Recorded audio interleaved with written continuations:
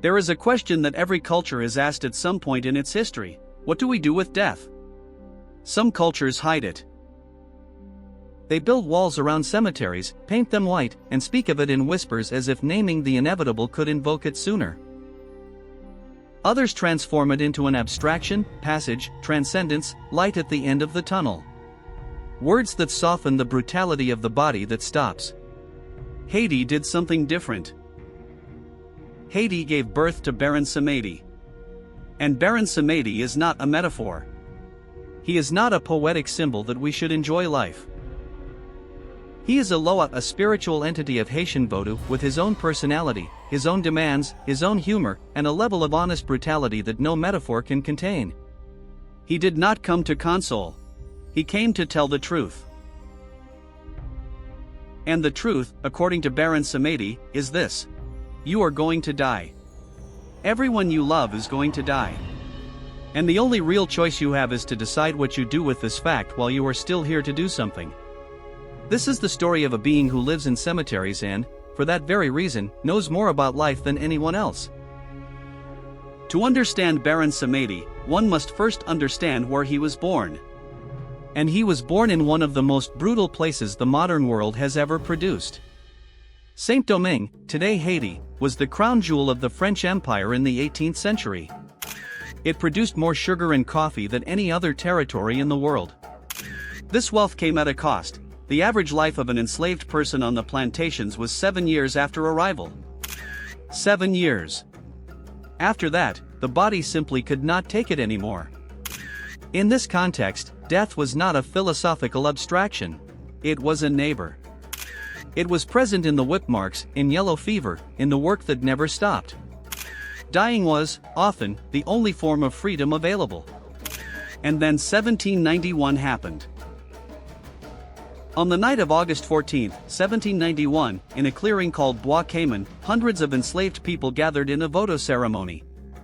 The Loas were invoked. The drums played. And there began the only slave revolt in history that resulted in the foundation of an independent state. Baron Samedi and the Gede, the family of Loas of the dead of which he is the patriarch, were present at that moment. When people who could die at any instant invoked the Lord of Death before heading into battle, it was not to ask for protection against death. It was to make peace with it. To say, I am no longer afraid of you. And because of that, I am free to act. Haiti became the first black republic of the modern world. And Vodou, including Baron Samedi, was a foundational part of that. Because of this, when colonial powers and the Catholic Church persecuted Vodou in the following centuries, trying to erase it, what they were also trying to erase was the memory that enslaved people had one. It never worked. Baron Samedi survived because the people who created him survived. And he survived with all his edges intact, without softening, without adaptations for more sensitive audiences, without light versions for export. Baron Samedi is the chief of the Gede, the nation of Loas that rules the dead, the cemeteries, and the space between the two worlds.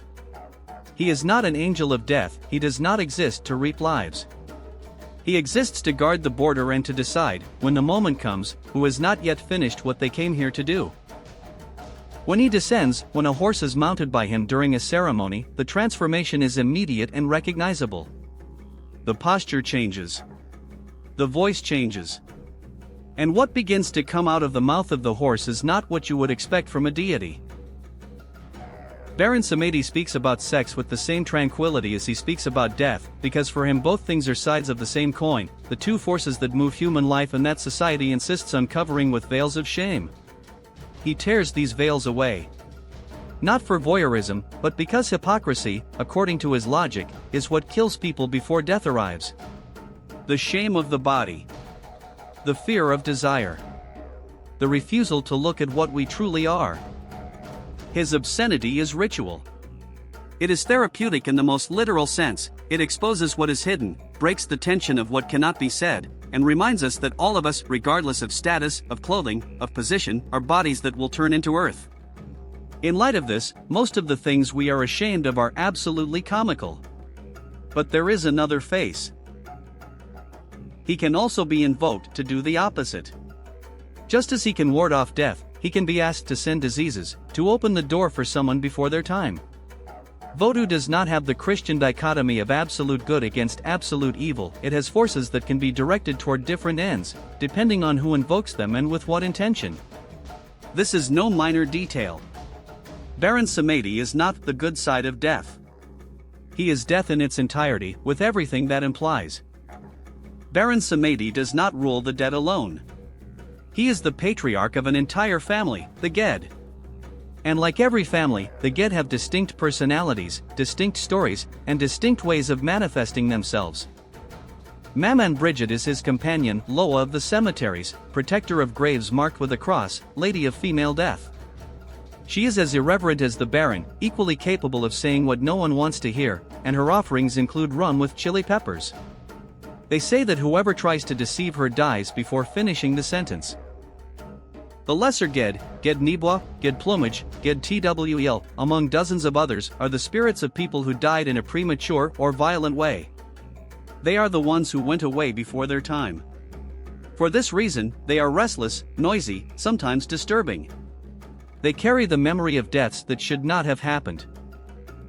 In the annual festivals of the Gede, all of Haiti recognizes the dead not with reverent silence, but with noise, food, rum, dance, and humor. The Gede are invited to descend, to eat, to drink, to dance with the living. The border becomes permeable for an entire day. For those coming from the outside, especially from traditions where death and sexuality are the two great taboos, watching a Gede festival is disorienting. It seems contradictory. It seems irreverent. That is exactly the point.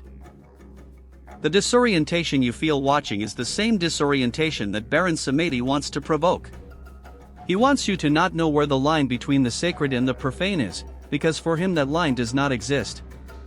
Body and spirit are the same thing. Life and death are the same thing. And the sooner you accept this, the easier the rest becomes. There is a question worth asking. Why is the Lord of the Dead funny? It is not an accident. It is not a whim. It is doctrine.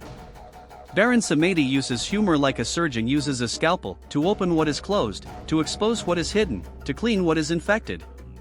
And what he cuts, most of the time, is pretension. He spares no one. Priests, politicians, rich people, respected people. Before Baron Samedi, all are bodies that will die. He has the perspective of someone who has seen all of this before, millions of times, and knows that the seriousness with which people treat themselves is, from the point of view of eternity, comical. This is not nihilism. It is the opposite. Baron Samedi laughs at everything because laughing is the only act that cannot be taken from you. They can take your money, your health, the people you love. They cannot take your ability to find the absurd in any situation. And whoever finds the absurd, whoever can laugh at themselves, has a form of freedom that no external circumstance can destroy. This was how enslaved Haitians survived psychologically what tried to destroy them. Humor as resistance. Irreverence as a refusal to be completely broken. But there is a detail that the joyful accounts usually omit. The laughter of Baron Samedi is sometimes unsettling. It is not the warm laughter of a cheerful uncle. It is the laughter of someone who knows something you do not know, who has seen where all stories end and finds humor exactly in that. There is a difference between laughing with death and laughing in spite of it. Baron Samedi does both things at the same time. Baron Samedi, who survived slavery, colonization, religious eradication campaigns, the 2010 earthquake that killed more than 200,000 people, and decades of political instability, does not need external validation. But his practitioners, who even today are discriminated against in parts of the world, including sometimes within Haiti itself, deserve to have that difference named. Baron Samedi does not have an easy message. He does not have a motivational post. He does not have a lesson that fits into a catchphrase without losing something essential along the way. What he has is this: you are going to die. This is not pessimism, it is the most democratic fact of existence, the only thing that makes absolutely everyone who has ever lived equal. The question is what you do with that fact. You can ignore him. Most people do. They live as if there were infinite time, as if the reckoning with the inevitable could always be postponed. Baron Samedi finds this simultaneously sad and hilarious, the amount of energy that human beings invest in not thinking about the only thing that will certainly happen. You can fear. Most people do that too. The fear of death disguised as ambition, accumulation, control. Trying to do something so big or last so long that death feels ashamed to arrive. Baron Samedi laughs at this effort too, not with cruelty, but with the laughter of someone who has seen this plan fail billions of times. Or you can do what Haiti learned to do, not by abstract philosophical choice, but by concrete historical necessity. Look at death head-on, call it by its name, sit with it, offer rum, and ask what it has to teach.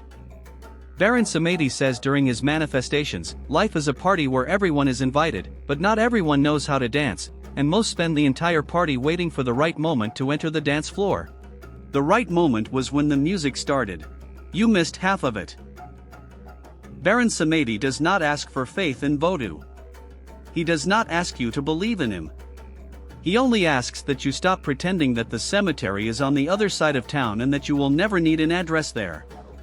Because the one who knows that the end is coming is the only one who truly knows what is worth doing before that. When you leave this video, remember the advice of Baron Samedi. Laugh more, judge less, dance as if no one were watching. Because in the end, the only opinion that really matters is that of the one who managed to live without regrets. The party has already started. Sign up to participate before the music stops. See you on the next journey. Bye.